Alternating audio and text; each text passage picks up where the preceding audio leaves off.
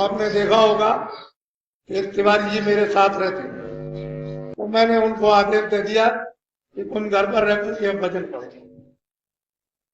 अब ये संगत संगत में घूमना बंद, अब बैठ करके एक जगह भजन करो। तुम्हारा मस्तक विकृत हो गया और अब भजन करो तो अच्छा रहेगा। बोला कि अपनी आत्मा का कल्याण करोगे। मैं कहूंगा मैं गुरु नहीं, और वो कहेंगे मैं गुरु। ये बताइए कि जमीन आसमान का कितना अंतर हो जाएगा उन साथियों में जो मेरे साथ रहेंगे। वो कहेंगे हम गुरु हैं, हम कहेंगे भाई हम गुरु है नहीं, हम तो चेले हैं, हम तो सेवक। बहुत अंतर। इधे होशियार हो, किसी के धर्म को दुरुपयोग मत करो। और मेरे नाम से कोई आदमी मांगे नहीं कि स्वामी जी ने ऐसा कहा कि मुझे आप दे दीजिए। ऐसा कोई भी आदमी संगत में मेरे नाम से मत मांगे। और जब मैं कहूंगा कि भाई इस सेवा के लिए तुम लोग सेवा करो तो अगर आप मेरे नाम से दोगे तो मुझसे पूछ लो, मैं तो मिलता नहीं। तुमको क्या शर्म है? अरे भाई मैं सबसे मिलता हूँ, छोटे से बड़े थे, इससे उससे। तुम हर बात अच्छी बुली भली सब पूछ सकते हो, उसके लिए तुमको डर किस बात का? भाई डर किस चीज का? जब मैं पहले भी कह चुका हूं कि कोई धोखा दे, बेईमानी करे तो मुझसे पूछो। तुम्हारा भी संशय दूर हो जाएगा, भ्रम भी दूर हो जाएगा, और मतलब सही दिशा मिल जाएगी। तुमको दुख नहीं होगा। नहीं धोखा दे जाएगा तो हमेशा रो। इस संगत में धोखा हो गया और गुरु महाराज ने संभाल ली थी, गलती करोगे तुम, और मतलब यह है कि फिर तुम ही गिर जाओगे, अपराध लगाओगे, तो ऐसा काम नहीं। हाँ, अगर कोई अपनी जिम्मेदारी पर मांगता है कि मुझे घर में या किसी काम के लिए चाहिए, आप लो, कौन मना करता है? दीजिए, मेरे नाम से करो, मुझे कलंकित मत करो। आप अपना दो, अपना लो कि भाई मैं लेता हूं, मैं तुमको दूंगा। इसकी जिम्मेदारी मेरी तुम्हारी और महाराज जी की जिम्मेदारी नहीं है। तो ठीक है, लीजिए दीजिए, मैं क्या मना करता हूँ। लेकिन जब मेरे नाम से मांगोगे और किसी को तकलीफ होगी, अच्छी बात, ये ठीक है। तो मैं इशारा ही करता हूँ, इशारे में सब कुछ आपको। और ऐसे लोगों को आदेश देता हूं कि वो लोग भजन करें, ज्यादा से ज्यादा। अच्छा है, शायद भजन करने में फिर माफी हो जाए। वो ये तो नहीं है कि कोई मैं शराब दे रहा हूं। अरे भाई भजन करने के लिए तो कह रहा हूं, और मतलब ये भजन से पर्दा अगर कट जाए, हट जाए तो अच्छी बात है। तो उस भजन करने में जब भजन करोगे तो सहयोग मिलेगा। नहीं भजन करोगे,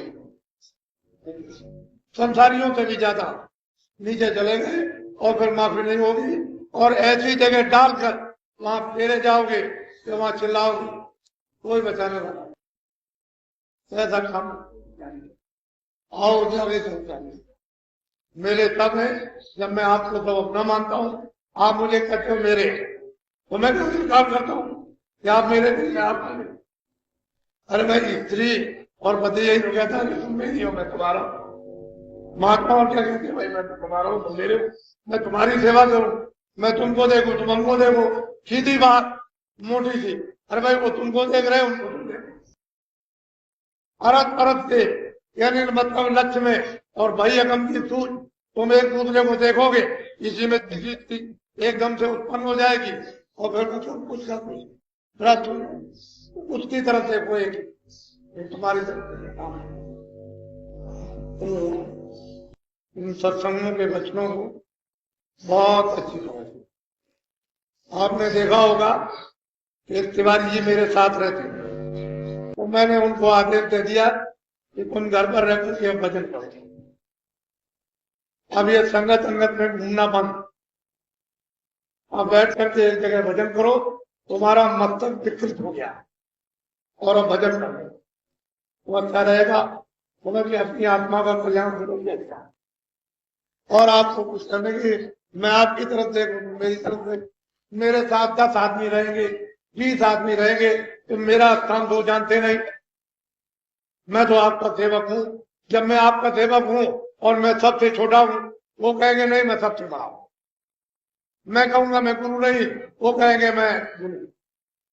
ये बताइए कि जमीन आसमान का कितना अंतर हो जाएगा उन साथियों में जो मेरे साथ रहेंगे वो कहेंगे हम गुरु हैं, हम कहेंगे भाई हम गुरु है नहीं, हम तो चेले हैं, हम तो सेवक। बहुत अंतर होगा जमीन आसमान। और उसी लक्ष्य से काम करता हूं कि जैसे सेवक करता हूं। कभी भी स्वप्न में भी कभी यह आभास नहीं हो सकता, न मैंने कभी इस पर ध्यान दिया कि मैं गुरु सबका सेवक, और पहले भी नहीं बना, आगे तो बनने की कोई बात ही नहीं।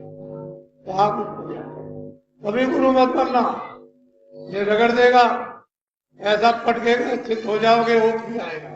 गुरु मत बनना। जो गुरु बने चले गए सीधे, उनको कोई नहीं बचा सका। ये तो स्थान है